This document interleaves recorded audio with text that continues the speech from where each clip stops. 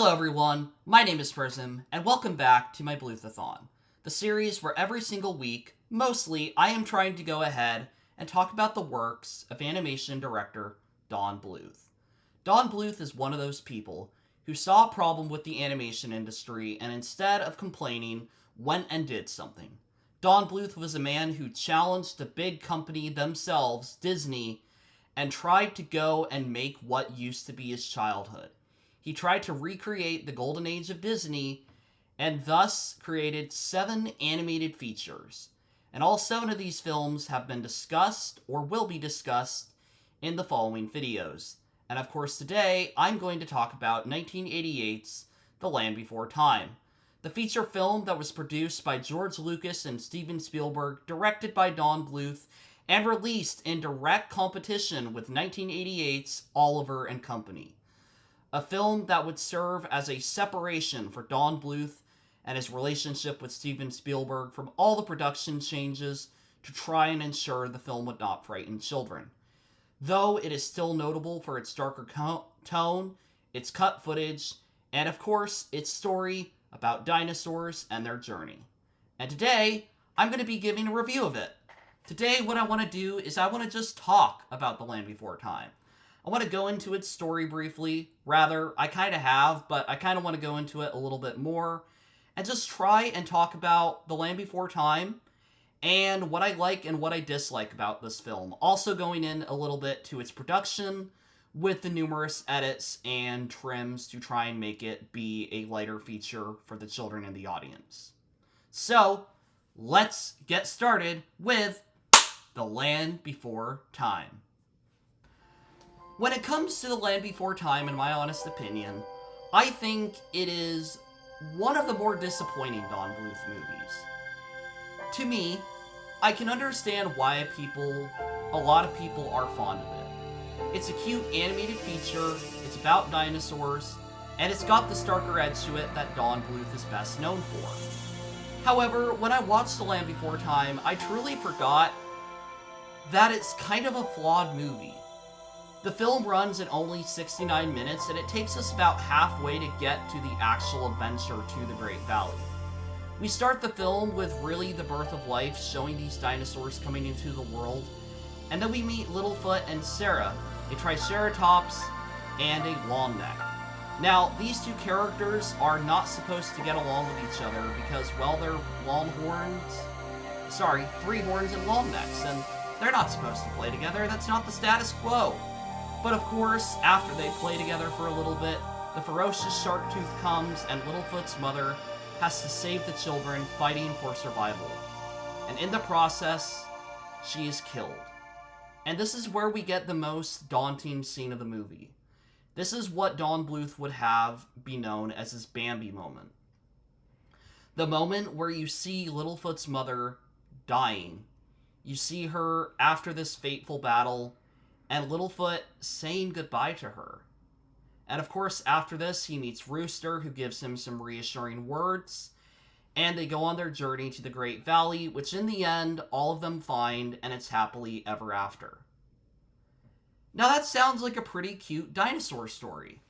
That sounds like a pretty, emotional animation journey with these dinosaurs. However, that's kind of my problem. I don't like what they do with this. The journey of Land Before Time really is more of just a few locations, a brief montage, and a few action scenes. I frankly really didn't like The Land Before Time. I just think it's kind of lame.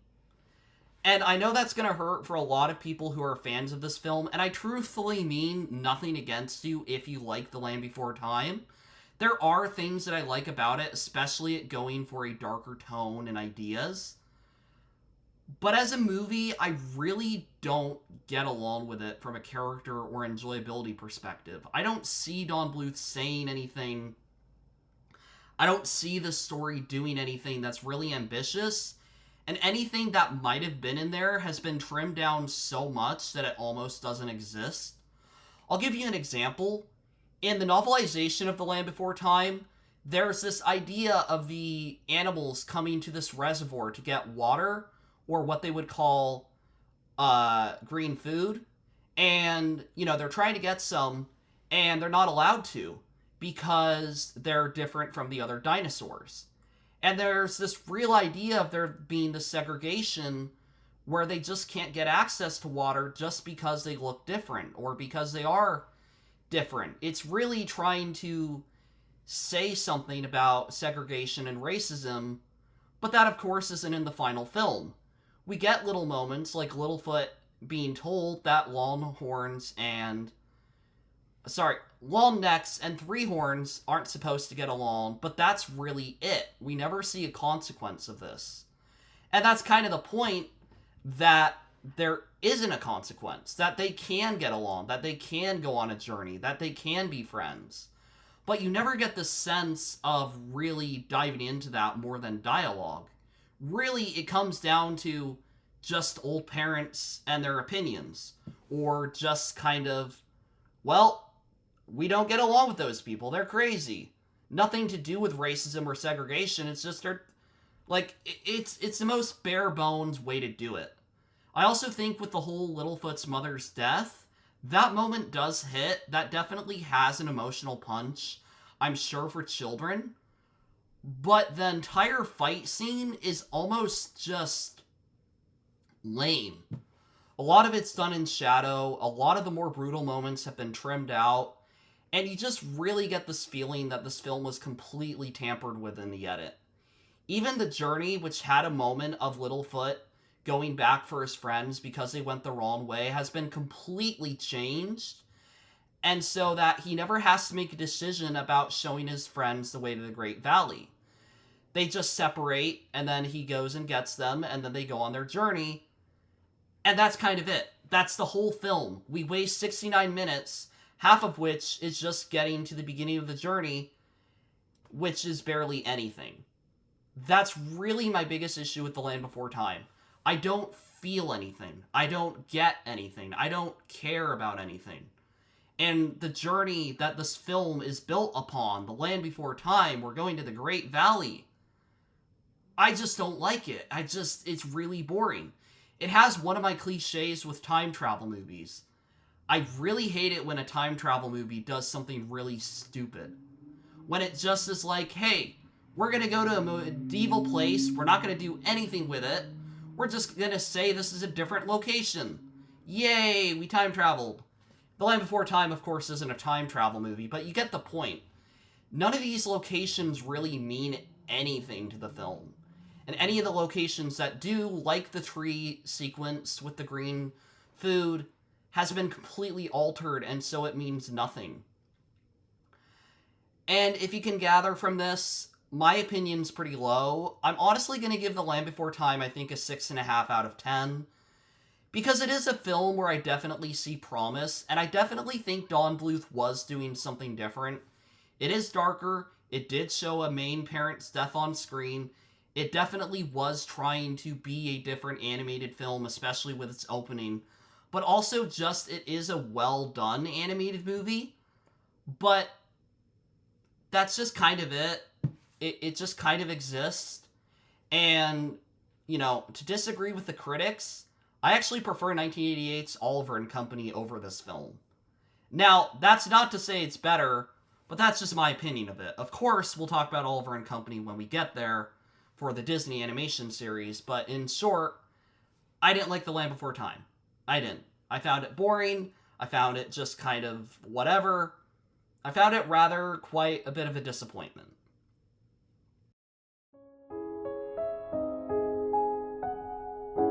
Now, of course, I think if we're going to talk about The Land Before Time, I should address the elephant in the room, and that is the 69 minutes runtime for the final cut of the film. The original cut of The Land Before Time ran at around 82 minutes and featured more frightening action in the shark tooth fight with Littlefoot's mother, along with an alternate ending where Littlefoot actually did not go to the Great Valley with all his friends at first, but he went off, found the Great Valley, and then came back, got them, and then they went to the Great Valley. Now, while I can argue the theatrical cut's ending is a lot more streamlined, I do think these cuts definitely altered the film. These were cuts made late in the animation process. This was when the film was complete, and the film was cut down from 82 minutes to 69 minutes. That's 12 minutes of footage cut. Now, I did also mention the green food scene, but that was something that was only storyboarded. No, these were actual moments that you can find storyboards for, or script details, or just images online that do complement this dialogue. Like, you can find actual articles on this stuff. And I really think cutting out all this footage really did hurt the film. Do I think it would have really helped the movie? I don't think so. I think I would have still had a lot of my problems with it. But definitely, I think some of the moments would have hit a lot harder, like the death of Littlefoot's mother, which I'm sure still hits for a child audience. But as an adult, I felt like I barely saw anything. Anything that would have been frightening has been trimmed out of the film. And like I said, this is just my opinion, but there is definitely a longer cut of The Land Before Time that existed. Does it still exist? I would argue it doesn't. I'm really surprised we haven't seen any footage from it apart from storyboards, and that really makes me wonder if it was actually destroyed. But if they are gonna 4K remaster the film, like just to do a 4K remaster like studios love to do, I'd love to see a company like Kino Lorber get a hold of this movie and put all the footage back in. But of course, overall, as I stated, that is kind of my thoughts for The Land Before Time. I kind of find it to be a dull animated feature from him and rather a disappointment, but I do still think that there are some merits to it, and you can definitely see that it's a film that had a troubled production. It definitely isn't the bottom of the barrel, as might be some of Don Bluth's other upcoming animated features, but it definitely isn't the heights of The Secret of Nim. But, of course, that's only my opinion, and so I hope you guys all enjoyed this. My name is Prism. Thank you all for watching. And next time, we're going to be talking about another Don Bluth animated feature. Bye! Hey guys, so I just wanted to kind of come in here and make a statement really quick. So, I'm not going to be making an episode on All Dogs Go to Heaven. Now, that's not saying it won't happen, but I want some more time to do it. All Dogs Go to Heaven is my favorite Don Bluth movie, and I really want to dedicate a video essay to explaining all my praises and really analyzing the film. And so doing this kind of 10-minute long brief talking about it isn't really going to cut it for me. And so what you're going to see is episode 5 on Rockadoodle, and then I'll come back and I'll do an episode on All Dogs Go to Heaven later this year. There's also going to be 1 or 2 Disney animated features that I do the same thing for. Really, I do that if there's just an animated film or film in general that I really want to say a lot more about than just, I liked it, here's why, that's it. I really want to talk about how I feel with the film, and so we're just going to kind of skip All Dogs Go to Heaven until I have the time to really dedicate to making a proper essay and piece of conversation. But, for now, thank you all for watching. Have a great day!